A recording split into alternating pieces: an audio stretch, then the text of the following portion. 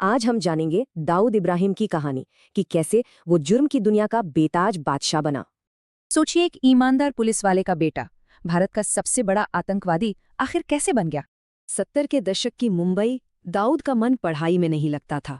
वो गलियों के गैंगस्टर्स से बहुत प्रभावित था। अपने पिता का रास्ता छोड़कर वो शामिल हो गया करीम लाला के खतरनाक स्मगलिंग गैंग में।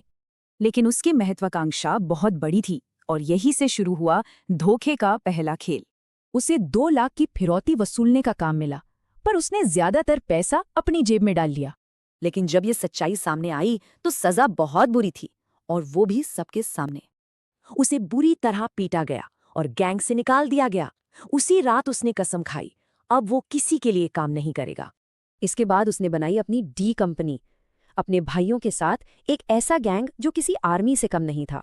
पुराने डॉन जहां खून खराबे से बचते थे, वहीं दाऊद की पीढ़ी हिंसा को ही अपनी असली ताकत मानती थी। और फिर 1981 में पठान गैंग से दुश्मनी उसकी निजी जिंदगी में एक बड़ा तूफान लेकर आई। पठान गैंग ने उसके बड़े भाई साबिर को मार डाला। कहते हैं इस घटना ने उसके अंदर का इंसान भी मार दिया। अपने भाई की लाश के पास खड़े होकर दाऊद ने एक खौफनाक कसम खाई। और दाऊद का बदला बहुत भयानक था। एक ऐसा बदला जो सबके लिए एक पैगाम था। उसने अमीरजादा को भरी अदालत में जज के ठीक सामने मरवा दिया, जिससे पूरी अंडरवर्ल्ड में दहशत फैल गई। अगले कुछ सालों में उसकी ताकत बढ़ती गई और 1985 में वो गिरफ्तारी से ठीक पहले भारत से दुबई भाग गया। दुबई से वो अपनी डी कंपनी को किसी मल्टीनेशनल कंपनी की तरह चलाने लगा और दुश्मनों पर कहर बरपाने लगा। अरुण गवली के साथ गैंग वॉर छिड़ गई। ये लड़ाई इतनी बढ़ी कि इसमें दाऊद के जीजा को भी मार दिया गया। इस हत्या का बदला लेने के लिए दाऊद ने मुंबई के इतिहास का शायद सबसे खौफनाक हमला करवाया। उसके शूटर AK-47 लेकर हॉस्पिटल में घुसे और पुलिस की मौजूदगी में गवली के शूटर को मार डाला। फिर आया 1992 का बाबरी मस्जिद विध्वंस, और पाकिस्तान की ISI को इसमें एक मौका नजर आया।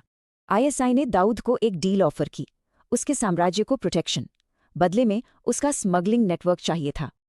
और फिर 12 मार्च 1993 दाऊद ने ISI की मदद से मुंबई को 12 बम धमाकों से दहला दिया। इन धमाकों में 257 से ज्यादा मासूम लोगों की जान चली गई और हजारों लोग घायल हुए। 1995 तक दाऊद का क्रिमिनल एम्पायर सालाना 2000 करोड़ रुपए का हो चुका था। एक छोटा मोटा गुंडा अब एक ग्लोबल टेररिस्ट बन चुका था। पर बड़ा सवाल ये है कि आज दाऊद है कहाँ?